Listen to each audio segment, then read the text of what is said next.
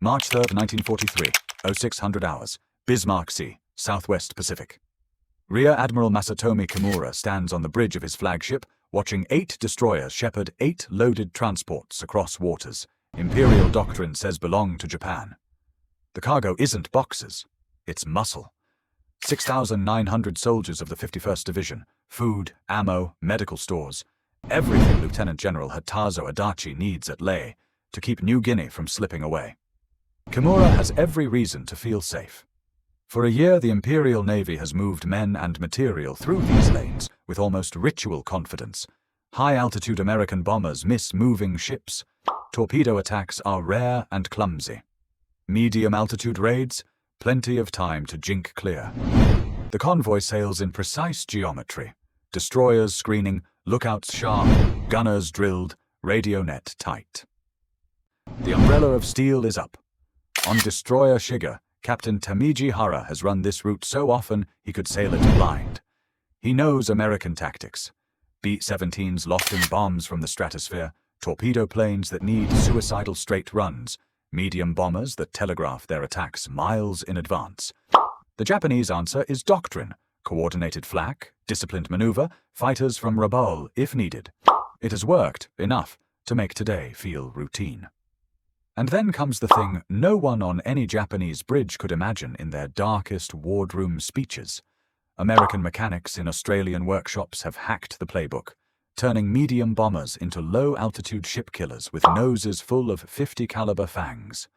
In 4 hours, those bombers will arrive at wave-top height. They won't fly like bombers, they won't fight like bombers. And the Bismarck Sea will become a funeral pyre, the doctrine that wasn't ready. Japanese naval officers think of air attack in familiar categories, horizontal bombing and torpedo runs, threats countered by a blend of flak curtains, sharp helm orders, and fighter cover. Commander Yasumi Doi aboard destroyer Tokitsukaze drills his gunners relentlessly. Lead angles, steady fire, shift to closest threat.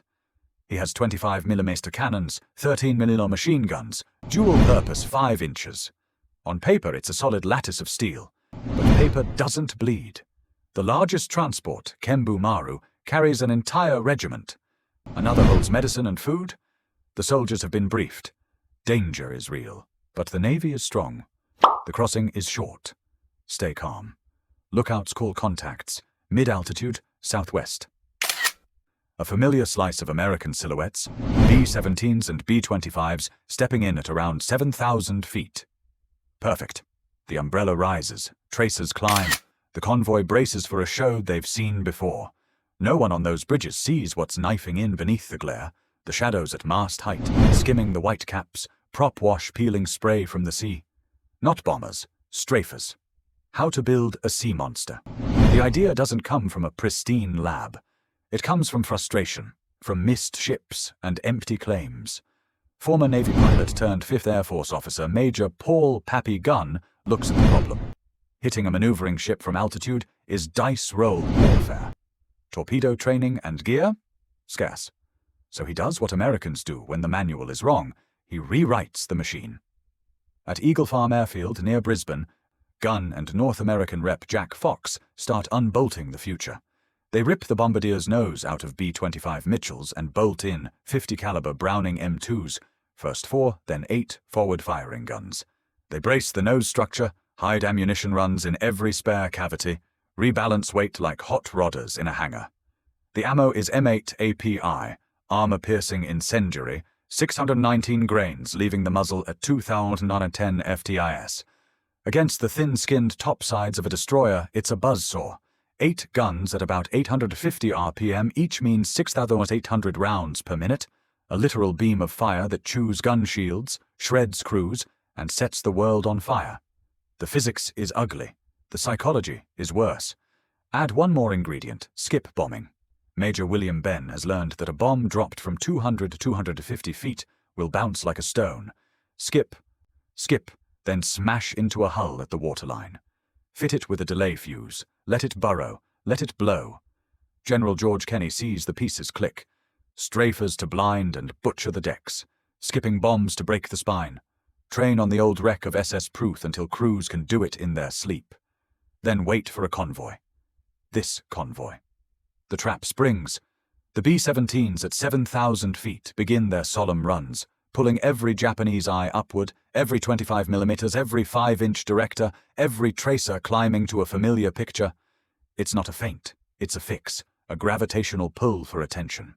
Under that arc of flak, the real killers arrive. 12 B-25 Mitchell Strafers from the 3rd Attack Group, 13 RAF Beaufighters, 4 20mm cannons each, bristling with 303s. Approach speed, 280-300 mph, altitude, mast height, intent, annihilation. Major Edward Ed Larner leads in his Mitchell Ruthless. His view is not a bomb aimer's abstract guessing game from 6,000 feet. He sees faces, white caps, khaki, the rolling deck of Shirayuki in full living color. 200 yards. He squeezes. The B-25's nose becomes a volcano. 8 muzzles, 8 streams, 8 rulers of red-white light drawn across the morning. The rounds don't spark politely. They detonate through glass, bite through steel, throw jagged confetti into men. Shirayuki's bridge windows burst inward in glittering shrapnel. Gunners behind thin shields crumple in place. Within seconds, the destroyer's AA rhythm, so carefully drilled, dies. There's no shift fire, no increase elevation. There's just silence punctured by shrieks and the pounding of 50s. Larner holds the trigger for 8 seconds, nearly 900 rounds poured into one destroyer, then drops 2 500-pounders. The bombs kiss the sea, skip, and hit under the waterline. 5-second fuses let them burrow, then detonate inside. Shirayuki's back breaks. Larner roars past, turret guns still raking the decks. Behind him, a line of Mitchells and Beaufighters select targets with the focus of executioners. Lieutenant John Hennebury walks tracers down the transport Kyokusei Maru, from bow to bridge to aft gun tubs, silencing positions and killing helmsmen before his skip bombs rip the hull open like a zipper. Orders die with the officers. Wheels are turned by nobody. And RAF Beaufighter flown by Flight Sergeant Fred Cassidy rides a shallow dive into Teiyo Maru, 20mm shells smashing instruments, ripping lifeboats to slats, flinging sailors into the air with bursts that seem to lift the ship itself. Skip bombing becomes a metronome of doom, bounce, smash, boom, delay fuses punching holes below the waterline, so big that compartments flood like dropped buckets. In Nojima Maru, hundreds of soldiers jammed into cargo holds never even see the sky again. Witnesses swear they can hear screams beneath the roar of engines and the chorus of secondary explosions. On Tokitsukaze, Commander Doi tries to rally gunners, but men are being cut in half by 50s and 20mm before they can stand. Those who survive hesitate, then flinch, as Mitchell noses wink with muzzle flashes like 8 cold eyes. Destroyer Arashio throws herself between attacking aircraft and transports, an act of pure naval courage, and becomes the next magnet for American hate. 3 B-25s line up and stitch her with 24 forward-firing guns, a hail so thick it turns her bridge into scrap. Her rudder jams. She carves uncontrollably into Nojima, the 2 ships locked in a burning embrace. Admiral Kimura watches a doctrine die. It isn't a torpedo run to comb. It isn't altitude bombing to dodge. It's point-blank murder with automatic weapons that turn ships into slaughterhouses, and bombs that finish what the guns begin. A transport captain makes the classic mistake, broadside to the attackers, and Sleepy Time Gal, flown by Lieutenant Donald McCullough, hammers Oigawa Maru with API at the waterline. Flames, then secondary blasts in her holds, then the ship literally tears. The soldiers aboard barely have time to understand they are already dead. The entire first strike lasts maybe 15 minutes. By the time the last Mitchell pulls up and the last Beaufighter streaks low, the convoy's geometry is gone. It's no longer a formation. It's a map of wrecks, a sea of fire. Asagumo tries to rescue men in the water. 2 Mitchells strafe her decks clean. Then skip bombs punch holes below the line. Sailors in the sea wave for mercy. There is none. The mission order is unflinching. Deny reinforcement. Lifeboats splinter under 50s. The water becomes a gruel of oil and bodies. By 10:15 a.m., Admiral Kimura can read the end from the smoke. Of 8 transports, all are sinking or sunk. 4 destroyers, including flagship Shirayuki, are gone. Survivors? Of 6,900 men, Fewer than 1/200 will ever touch Lei's soil, most plucked by submarines after nightfall. The Imperial Navy has just learned a new word in a language it never wanted to speak. Strafer. The shock ripples outward faster than any radio. At Combined Fleet HQ, Admiral Isoroku Yamamoto reads the Bismarck Sea report with a still face and a wrecked heart. He understands immediately what many will refuse to admit. If surface vessels cannot move by day within range of Allied air, Japan's forward garrisons cannot be fed, reinforced, or saved. Logistics, the skeleton of empire, just snapped. He orders reviews. He authorizes add-on light AA guns. He demands new tactics and night runs, destroyers sprinting through darkness, the Tokyo Express reborn in other waters. But privately he tells staff the truth. There may be no real counter. Not to this. Because the Americans didn't just bring a new weapon. They brought a new geometry of war. The Strafer program spreads like wildfire. The success at the Bismarck Sea isn't an accident. It's the proof of concept for a campaign of maritime denial conducted from airstrips carved out of jungle and coral. The 345th Bomb Group, the Air Apaches, received strafers in August 43. Their shark-mouth noses become omens to Japanese sailors. The 38th Bomb Group converts, invents harbor/tactics, and learns to kill shipping at anchor day and night.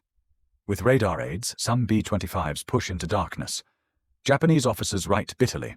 Daylight has become suicide. Night is merely a postponement. By late 1943, Japanese captains report that anything larger than a fishing boat is a dead man's run within B-25 range. Supplies dwindle, garrisons wither. The Lei troops these transports were meant to save? Many will be evacuated months later. Broken by jungle and disease, not Allied bayonets. When surface traffic dries up, the Japanese try more fighters, more flak, more bravado, even ramming attempts. It doesn't scale. 50s tear cockpits apart. Low-level profiles nullify heavy AA. What survives the beam meets the skip. By mid-1944, the Japanese merchant marine has lost over 60% of its tonnage. Submarines and fighters do their share, but in the Southwest Pacific, if your ship burns fast and dies loud, odds are it met a strafer. How the tactics evolved. What looks reckless is, in reality, drilled precision. Ingress at 1,500 feet, then drop to wave top roughly 2 miles out. Slide to 280 to 300 MEP. Open the 8-gun nose at 1,500 yards, hose AA nests and bridge, decapitate command, blind directors. Maintain a straight, steady approach. The hardest, bravest part, because skip bombing requires calm hands in a storm. Release at about 60 feet and 340 yards for optimal skip. 1 or 2 bounces, fuse delays, 4 to 6 seconds, tuned to hull type, and let physics do the cruelty. Pilots learn to attack at a slight quartering angle, harder for gunners to track, but still ideal for a skip. Harmonization is refined, so the 8 streams stack into destructive density at fighting distance. Trigger controls are modified so a pilot can throw all 8 or select pairs. Field mod centers get fast. Converting a standard B-25 into a strafer can take less than a week by late 43. Maintenance crews become artists, keeping 8 muzzle-blasted guns running in salt and sweat, cleaning feeds after every sortie, nursing engines punished by low-level turbulence and violent pullouts. Crew chiefs sleep when they can, or don't. The cost is real. The 3rd Attack Group alone will lose over 40 B-25s. Low-level means in it, not above it. Flak that misses at 10,000 feet catches you at 60. Pilots develop the 1,000-yard stare at 50 yards. Many must be pulled from the line before their nerves break. The result is also real. Decisive. Shockwaves across the empire post-Bismarck Sea, the Japanese Navy thinks in negatives. Don't move by day. Don't bunch ships. Don't assume altitude buys safety. Even the word convoy tastes like ruin. Intelligence summaries use new phrases. 8 eyes of death, flying machine gun nests, and the simplest one, usually said under breath, impossible. Officers write that crews freeze at the first growl of engines, expecting the beam and the bounce. The psychological toll lingers. Men who survived describe dreams of a nose lighting with muzzle flash, a wall of bullets that looks solid, and a deck that feels too thin to matter. It isn't just ships. On November 2nd, 1943, raids on Wewak prove the strafer's versatility. B-25s chew through parked aircraft like a combine, guns smashing dispersal patterns before bombs tag fuel dumps and ammo caches. Over 170 aircraft destroyed in days, airfields become graveyards. In May-June 1944 at Biak, 10 B-25s ambush a destroyer flotilla, 8 guns per nose riddling decks, skip bombs finishing the kill. The reinforcement attempt dies at sea. The garrison fights alone. Again, a few aircraft reach into strategy and pull out outcomes. From field hack to factory option, success breeds standardization. North American aviation bakes the idea into the assembly line. Late production B-25J models roll out with factory noses for 8 guns. Some get package guns on the fuselage sides, waist guns, tail guns, and turrets. Up to 18 forward-firing 50s on certain fielded aircraft. It's not a bomber anymore, it's a flying arsenal. German and Italian observers read the reports with disbelief. The Luftwaffe tries forward-firing cannon on Ju-88s. The Italians skip bombs with SM-9s, but nobody in the Axis matches the density of the 8-gun nose married to skip doctrine and the sheer volume of sorties. This is what American war industry looks like when it stops asking permission. Take what exists, modify it ruthlessly, make a lot of it, use it everywhere. Epilogue. The day the sea changed history often credits the biggest hulls or the fastest fighters, but the Bismarck Sea belongs to mechanics under tin roofs and pilots with nerves of piano wire, to a major who looked at a bomber and saw a battleship pointed the wrong way and fixed it with a welding torch. On the morning of March 3, 1943, Rear Admiral Kimura expected the old war, altitude and angles, doctrine and drill. Instead, he got a new war, wave-top murder, 8 fangs blazing, bombs skipping like stones, 15 minutes of truth. When the smoke cleared, the ocean kept the secret for only as long as it took a radio man to send a report. After that, every captain knew, within reach of Allied air, the surface of the Pacific belonged to the men who could adapt faster. A handful of modified aircraft destroyed not just a convoy, but the idea that tradition could outvote innovation. In total war, the winner isn't the side that builds the prettiest machine. It's the side that keeps changing the machine until the enemy can't keep up.